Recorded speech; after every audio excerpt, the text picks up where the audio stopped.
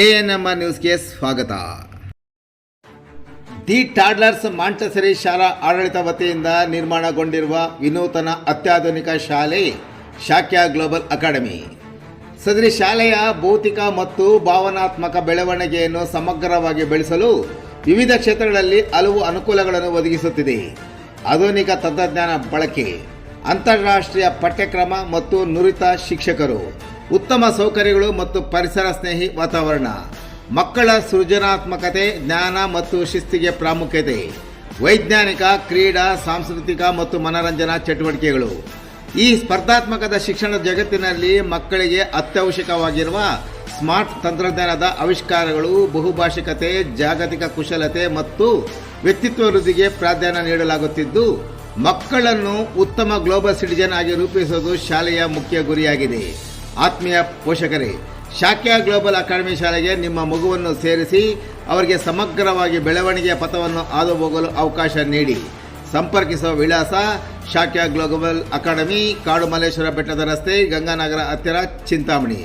ಸಂಪರ್ಕಿಸಬೇಕಾದ mobile ಸಂಖ್ಯೆ 9760666916 ಮತ್ತು 7795845995.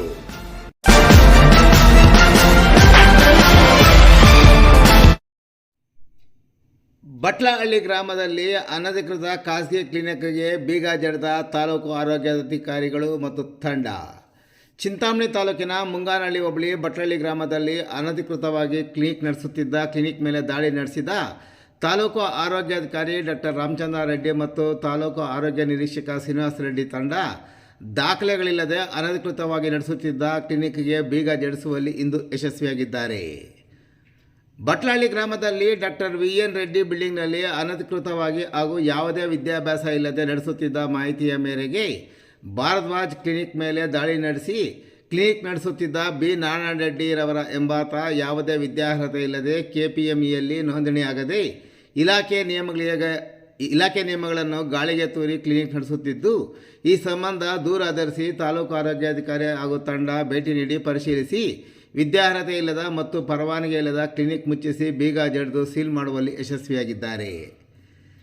ಈ ಸಂದರ್ಭದಲ್ಲಿ ತಾಲೂಕು ಆರೋಗ್ಯಾಧಿಕಾರಿ ಡಾಕ್ಟರ್ ರಾಮಚಂದ್ರ ರೆಡ್ಡಿ ಅವರು ಭೇಟಿ ಮಾಡಿದ ವರದಿಗಾರರೊಂದಿಗೆ ಮಾತನಾಡಿ, ಯಾವುದೇ ಕ್ಲಿನಿಕ್ ಮಾಡಬೇಕಾದರೆ ವಿದ್ಯಾರ್ಹತೆಗೆ ಅನುಗುಣವಾಗಿ KPMEಯಲ್ಲಿ ಅರ್ಜಿ ಸಲ್ಲಿಸಿ ಸ್ಥಳ ಪರಿಶೀಲನೆ ನಡೆಸಿದ ನಂತರ ಜಿಲ್ಲಾಧಿಕಾರಿ ಮತ್ತು ಜಿಲ್ಲಾ ಆರೋಗ್ಯಾಧಿಕಾರಿಗಳಿಂದ ನೋಂದಣಿ ಪ್ರಮಾಣ ಪತ್ರ ಪಡೆದುಕೊಳ್ಳಬೇಕು. ಬಯೋಮೆಡಿಕಲ್ ವೇಸ್ಟ್ ಬಗ್ಗೆ ಲೈಸೆನ್ಸ್ ಹೊಂದಿರಬೇಕು. ಮಾಲಿನ್ಯ ನಿಯಂತ್ರಣ ಮಂಡಳಿ ಪ್ರಮಾಣ ಪತ್ರ ಹೊಂದಿರಬೇಕು ಎಂದು ವಿವರಿಸಿದರು.